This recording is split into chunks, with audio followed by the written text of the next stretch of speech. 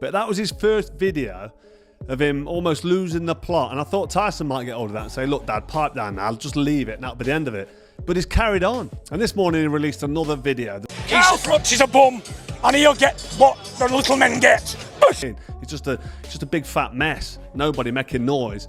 Nobody's really interested. But we have to respond, because if the noise he makes gets attention, because Tyson Fury is such a big name and he's making a comeback fight. So anyway, he said he don't want to fight. The missus put a better fight than him. The missus has showed more balls than him, and she's a girl. They can't mess with this man. I'm the real deal, mate. They're fucking... Breaking, Carl Froch mocked John Fury over his broken relationship with Tyson Fury, saying this fallout was bound to happen. Now John Fury fires back with a chilling warning: your time will come too, turning this family drama into a full-blown feud. Long past my best with the camps, because no one's listening. And everybody's better at the job than me, so I'm letting them carry on. So do you get reports from the camp? Do you get to... He's in good hands with Sifu. I like Sifu. A gentleman of a man, knows his stuff. A legend over in Thailand. John Fury described seeing his son in a critical moment and being by his side in the ICU. He recalled how Tyson's eyes lit up and he responded with a fist, highlighting the closeness and emotional bond they shared at that time. Mature. He said he might not make it through the night. I said, let me see him before he died. So when they told me he was struggling, I was no stranger, but I said, let me see him before anything happens. And when I seen him, I went straight to the ICU thing, and his eyes lit up, and he put his fist up like that. I touched his little body, and he'd be full hand and covered his body, and I got the warmest feeling a man could ever have. The warmness. Carl Froch said Tyson Fury is returning in good shape and ready for the ring. He described this fight as exactly what Tyson needs, emphasizing that he is relaxed, training hard, and fully prepared for a strong comeback. Tyson Fury, Makvedov. Good little fight. Tyson's nice and relaxed. He's coming back. Again, after retiring, he's back out of retirement. We kind of knew it was going to happen. He seems in a good place. He seems quite happy. He's not out of shape. He's in his usual shape, which isn't great shape in terms of physicalities to look at. He's not good on the optics, but you know he's in shape because he's not 28 stone. He's probably looking about 18 and a half stone-ish, and he's in the gym. I don't think he ever really came out of the gym. He said he's been training twice a day since announcing his last... John Fury said he was the one who built Tyson Fury's early career and expressed frustration over the lack of respect from his son. He questioned whether their relationship can be repaired but admitted uncertainty, highlighting the ongoing tension between them. Dedication. And don't forget, who built his story when he was a kid? He didn't build it himself, did he? Me, his father. And he hasn't showed me enough respect to say, you know what, my dad could be right.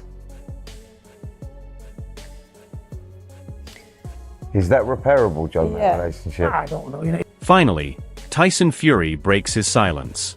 He explained he keeps a small, trusted circle and isn't interested in others' opinions. Tyson insists he focuses on himself and his own path, reinforcing his independence amid the family and media drama. I don't have people around me, never have and I never will, because I'm a psychopath. I can't have a million people around me because it doesn't work. I just have the same old people I've always knew, that's it. I'm not interested in making new friends, I'm not interested in what the next man's got, I'm not interested in what the next door neighbour's doing, don't care. Keep myself to... John Fury said he expects respect from his son and emphasized he doesn't need Tyson or his wealth. He criticized Tyson for prioritizing others over family, reinforcing the deep strain in their relationship and the emotional divide between them. If you can't show your father respect when it's needed, keep going. I don't need you. I don't need him and his millions. I need nothing off him. I wish him well, but he's put those people before me, his blood father. That's hurt me like unbelief. So, they can jog on. Yeah. And I mean that. Duke McKenzie said Tyson Fury's record doesn't match the all-time greats like Muhammad Ali. He suggested that while Tyson has fans and recognition, he hasn't faced the strongest level of competition consistently, keeping the question of his legacy in focus amid this ongoing family and comeback drama. You know, obviously Fury's got his own fans and people that think that he is a legend and one thing and another. Well, that's all well and good, but you've got to look at his resume. It doesn't stack up. Not to the great fighters. It doesn't stack up. John Fury criticized the current team around Tyson Fury, claiming the squad and trainers are failing him. He said certain figures, like Sugar, are tactically and technically useless and that Tyson hasn't recovered fully since the Deontay Wilder fights. John suggested that choosing easier fights like Rico Van is low risk and unnecessary at Tyson's age. He stressed that even if Tyson wins, it will require 12 tough rounds that could have been avoided with smarter planning. Fury painted a picture of a fighter who is still capable but surrounded by poor guidance, creating preventable risks. Bollocks, the lot of it. Same squad, same bullshit. You're not a part of this training camp, are you? No, not at all. Yeah. I don't want it. I said, if you have him, that Sugar, I'm no filter. I said, I'm gone. But what is it about Sugar? He's no good. Tactically, technically? He's useless. Everybody's been in the corner. He got beat. He's been gone Tyson since the Deontay Wilder fights. It's finished Wilder completely. It's took a lot away from Tyson. Magmadov. This is a problem. I'm the first one to say it, because all them out there, they don't pay enough attention to detail, Spencer. It's a high-risk fight for him, this, isn't it? It's not what I'd have done. Look at Usyk. Usyk's saying, I'm 39-year-old, on an easy time. He's picked Rico Van Over. Yeah. Man's not a boxer. I'm getting well paid for Rico, keeping my name out there. It's an easy fight. Even if Tyson wins this, it's 12 rounds of hard. Liam Goff reported that John Fury is openly against Tyson Fury's comeback. He highlighted concerns about Tyson's form, saying he isn't the same fighter he used to be after everything he's endured. Goff also pointed to the toll of the Deontay Wilder trilogy, supporting John Fury's view that Tyson may have lost some of his peak abilities. The commentary framed the situation as a mix of emotional and physical recovery, raising questions about whether Tyson can perform at the elite level expected in his upcoming fights. But he's saying that Tyson isn't himself anymore. And I tend to agree with John Fury. He's certainly not at his best anymore. I mean, how could he be after everything he's been through and stuff like that? So I tend to agree with that, right? But he was saying words to the effect of that the Wilder trilogy. Fraser Clark said John Fury's concerns come from knowing Tyson Fury intimately and understanding his best capabilities. He acknowledged that John likely sees Tyson now as not at his peak. Clark suggested that the upcoming fight on April 11th will reveal whether Tyson can still perform at the level expected of him. The commentary framed the fight as a real test, not just physically but in validating whether the relationship between perception and reality holds true for Tyson's current state. I'm not seeing what John said, but obviously I suppose he's in a position where he knows his son, he probably knows the best version of him, and he's probably looking at him now and just feels that it isn't. I think all questions will be answered on the 11th of April, won't they? And we'll see what he's got now. Shane McGuigan said Tyson Fury may have used his father to stay involved in his boxing journey, creating chaos when necessary. He added that for this particular fight, Tyson doesn't require such distractions and may adjust his approach accordingly. The analysis implied Tyson is strategic and can separate family drama from his performance when needed, highlighting the psychological elements that go into his preparation.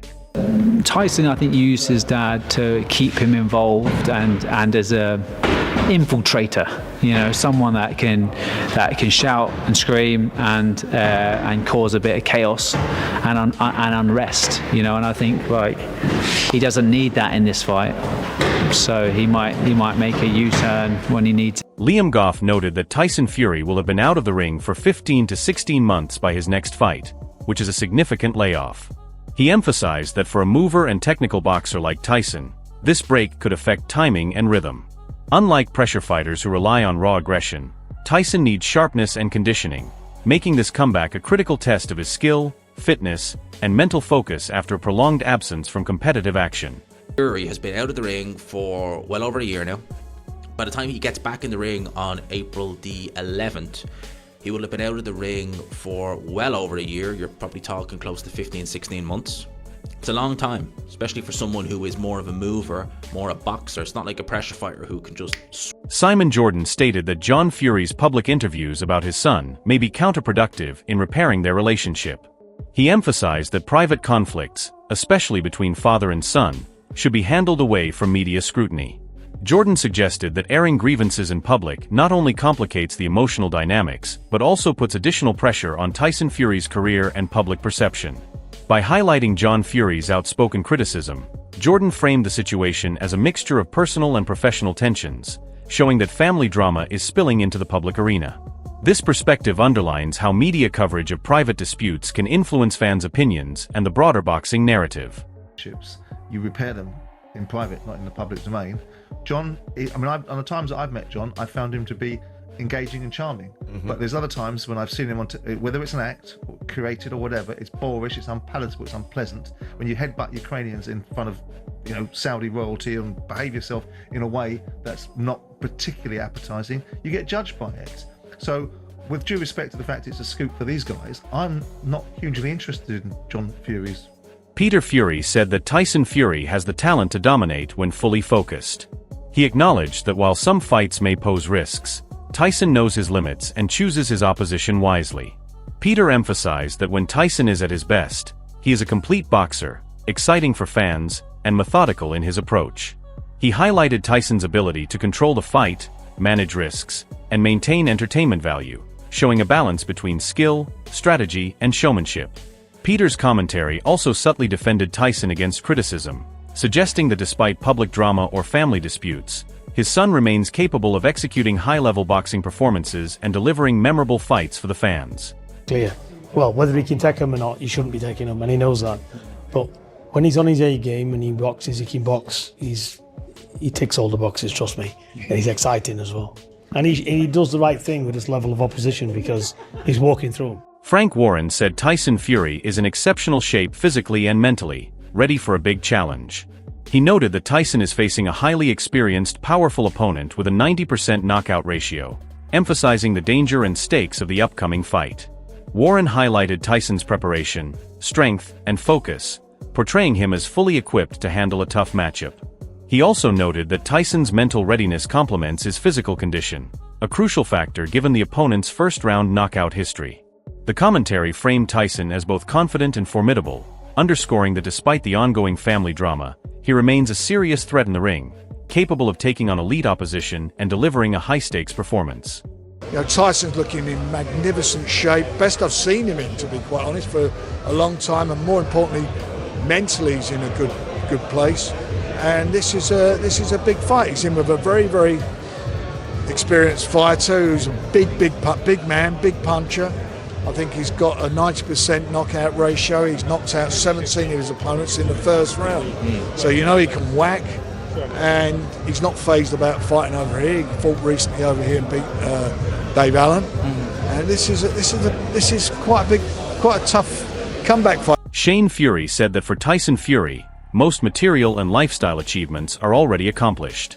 He suggested that after reaching the peak in wealth, fame, and success, Tyson's motivations for returning to the ring are less about necessity and more about challenge and personal fulfillment. Shane highlighted that this drive is unique to elite athletes who have already completed the game and still seek the thrill of competition.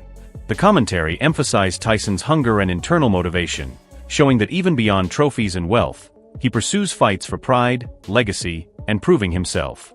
It reinforced the narrative that Tyson's return is driven by ambition and personal goals, not external pressures or rewards.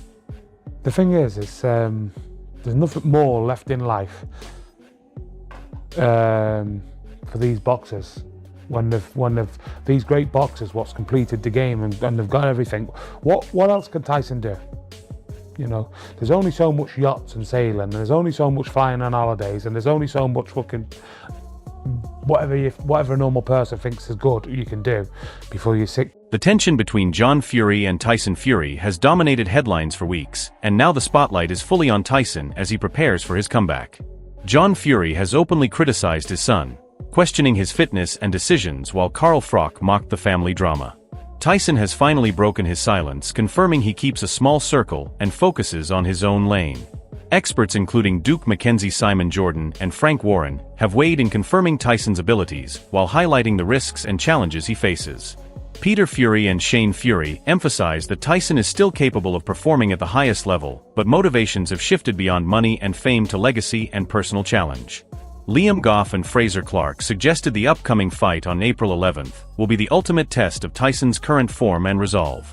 With family tensions, media pressure, and a highly skilled opponent waiting in the ring, Tyson Fury faces a defining moment in his career. Fans will want to see if he can silence critics, prove his skill, and remind everyone why he remains one of the most fascinating figures in boxing. Subscribe to stay updated on every explosive moment in this ongoing saga.